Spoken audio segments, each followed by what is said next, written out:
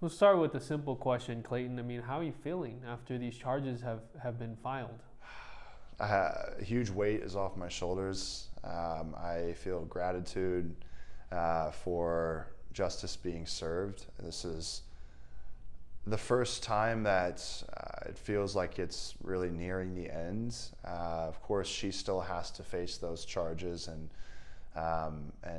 maybe she will be able to take a plea deal. But for me and the previous victims, we were overjoyed last night when we heard the news. It was a lot of just happy feelings, great vibes, and a sense of relief that now the county attorney will fight her. We don't have to fight her anymore. Was this news, or even just the idea of Laura Owens being indicted, was that more of, I guess, a bonus? The priority was winning the paternity trial, I would assume, and just trying to make sure that was taken care of. But criminal charges, this is serious now.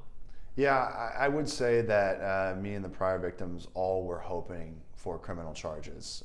That was really our main focus. We felt that even last June, when I had won and was able to close the paternity case and prove that there was never a pregnancy, that wasn't enough. We felt that there was already too much psychological damage, reputational damage that was created, and so we felt that there needed to be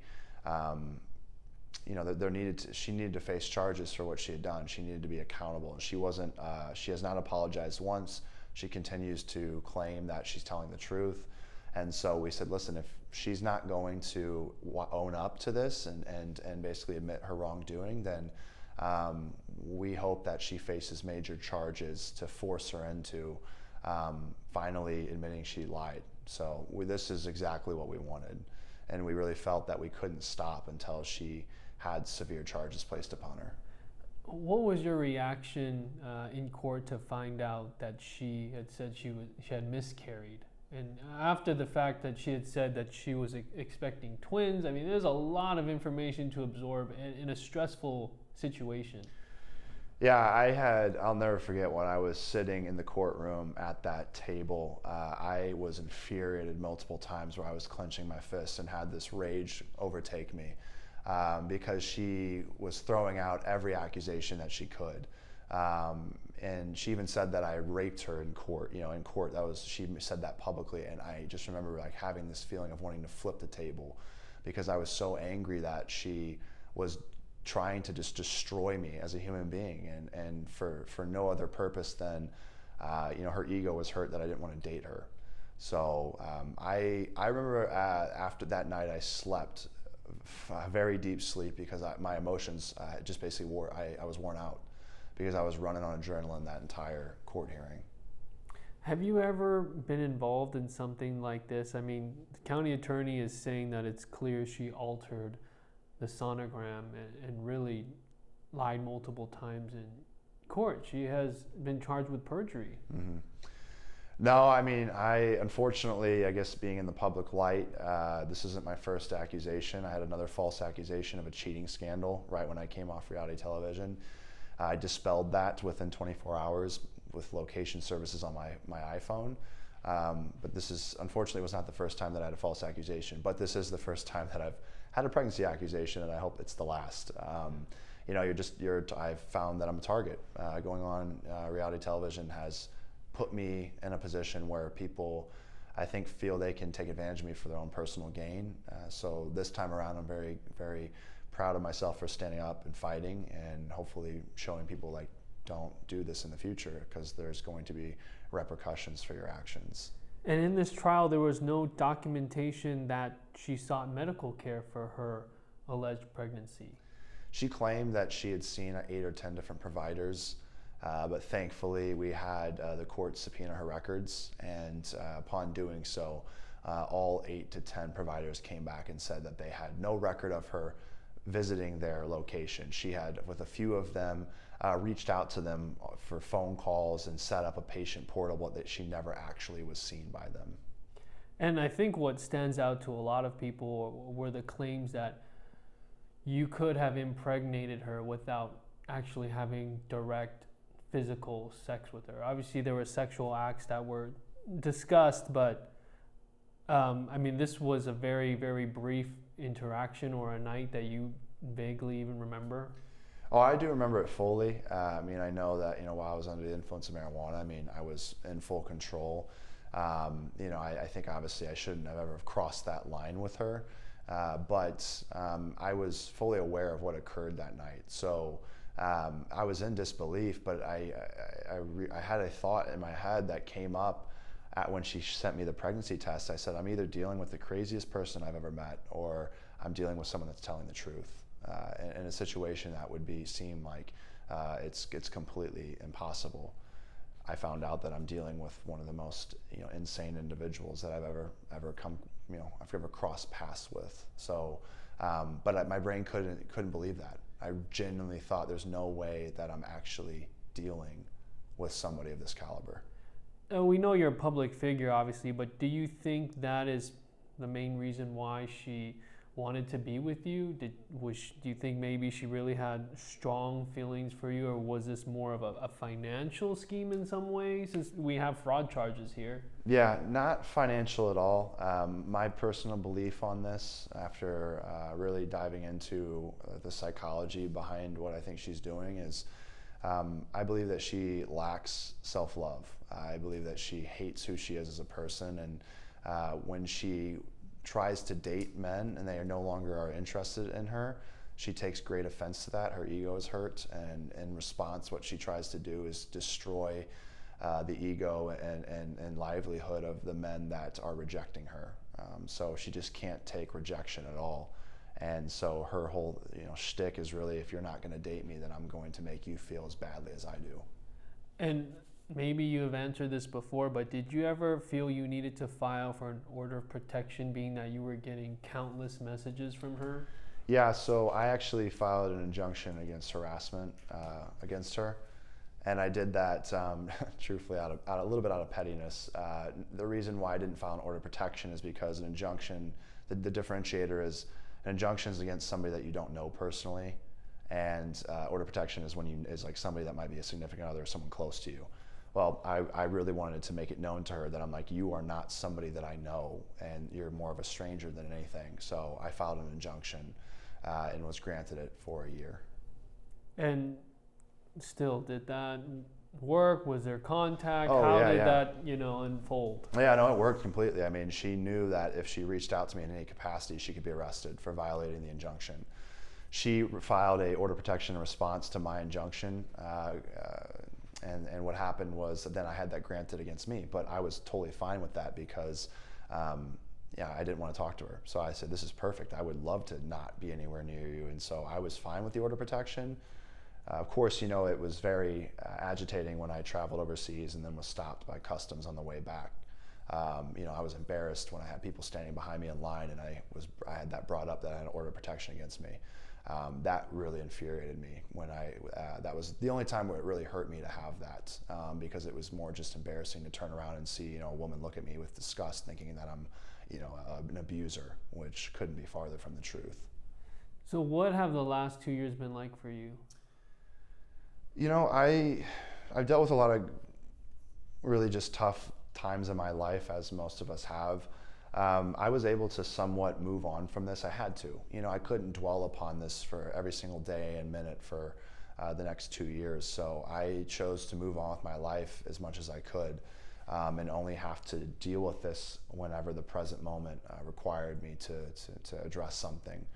So I really just moved on with my life. I had to come to terms with the fact that people are going to Google me, and I may lose business opportunities or may lose, romantic relationships over, what people find, but the right people will ask the questions necessary to really get to know me.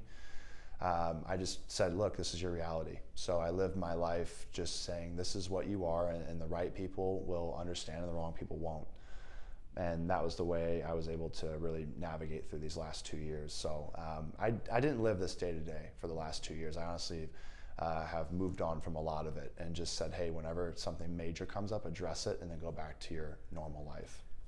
It had to be hard looking at her in court, right? I mean, how did you control that and navigate that tense situation? Yeah, to be honest with you, I mean, she wouldn't look me in the eye, neither would her mom. Because her mom's her accomplice, and There was a point at which I, stared her mother down in the courtroom during a break, and she would not look at me in the face. And I just, I wanted them to feel my anger. I wanted them to feel my pain and understand that this isn't a game and that you have to stop this. It was hard. It brought up a lot of emotions, a lot of rage. And of course, you have to quell that rage because you know that you can't really do anything with it, with that other than harbor it. I'm not. So I knew that I'm not going to sit here and yell at her. I'm not going to say, do anything destructive. I just have to be able to allow this to subside. But of course, sitting in a chair for 2 hours and being enraged, it was really challenging for me to, it took a toll on my body. Like I said, I was running on adrenaline. So it was hard to see her in the courtroom. And every time I see her in person, I get that, that same feeling of anger. So to really, there's so many court filings and motions, and this case just, it looks very messy, right, on the surface. But to just simplify it, basically, she becomes attached to you, wants to date you, you don't want to date her anymore. She tells you that you've impregnated her, she's pregnant and still wants to be with you. You still don't want to have anything to do with her. She takes you to court, and we just come to find out that she was never pregnant at all. That there's just no indication, documentation of any pregnancy that happened. Correct. The ultrasound that she provided, or one of her lawyers provided, was found to be fabricated. We end up subpoenaing. It's a weird word. Subpoenaing. Yeah. Or subpoenaed her. It's all good. Hard word, but once we were able to subpoena her records, we found that was the Southwest Medical Imaging. They never had any record of her, so she slapped their name on the ultrasound, but it was fabricated. The ultrasound video that she had sent me via email was found to be ripped from a YouTube video from 7 years ago. So everything that she presented as evidence was not backed up by a medical doctor, and also we found to be stolen from places online. And how did you figure out that was an old YouTube video, or your team, I guess? So actually, she posted a Dropbox folder to Reddit, so it's and this website, and so this community within Reddit was looking through her files that she submitted, and as I was going public saying this is all made up, and people believed me, one of the individuals on the subreddit took that video and was able to trace it. I don't know how, but they traced it back to a video from 7 years ago on YouTube, and then they sent me the video with the link and said, "Hey, this video matches up completely with her video. This is where she took it from." And so they gave that to me, and then I took it into court to try to prove that it was, to fight against the order of protection. So yeah, it was awesome that people online found that. A complete stranger that clearly supported you basically was able to verify the inauthenticity of it. Yes, yeah. I used it in court. I've had a incredible, army of individuals. Even I had 50, 60 people that flew in for the court hearing last June. It was incredible, the community that was built around this and the amount of support I had. And these individuals are so involved in it that by the time that I found out that she was indicted, they already posted about it online. Like they found out before I did, seemingly. And I'm so grateful for that, that these individuals, to them it was fascinating. It was their crime, crime documentary happening live right in front of their faces, and they felt they were playing an integral role, and they were. I couldn't have done it without the subreddit community and people online, diving into everything. How involved will you be as far as your presence as this heads into the criminal division now that she has her arraignment on May 29th? See, I didn't even know that. But now this is getting started, and I assume it's almost like it doesn't really end, right? Like this chapter. Yeah, to me, people say this, like in my video I just posted, I said this is the end of a nightmare, and people, have responded rightfully, and they said, hey, look, it's kind of just the beginning, but to me it's the end of her, really, is what I guess where I was going with that. I am happy to be fully involved in all of the trial hearings. I will give every ounce of energy that I have. to make sure that she's held accountable. So there's by no means am I going to step back and say, I can't do this anymore. You guys take it from here. No, I'm going to give my full involvement. I know it's a weird question to try and think about as far as the answer. Do you have a message for her? I've tried to reason with her at this point. My message to her is good luck. That's all I can say to her. Right. Thank you so much, Clayton. Yeah, thank you.